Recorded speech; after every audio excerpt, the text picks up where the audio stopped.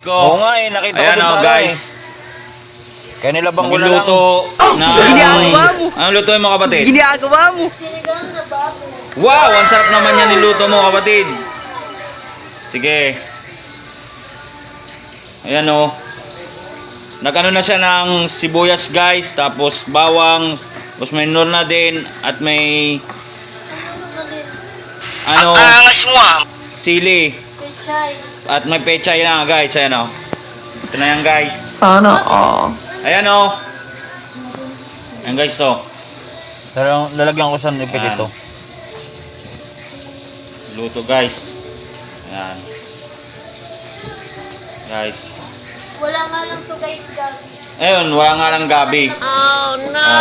Pero meron naman na ano, kagabi, parang wets. nor sinigang na Last part na gabi kagabi. guys. Ayan, pwede na yan guys.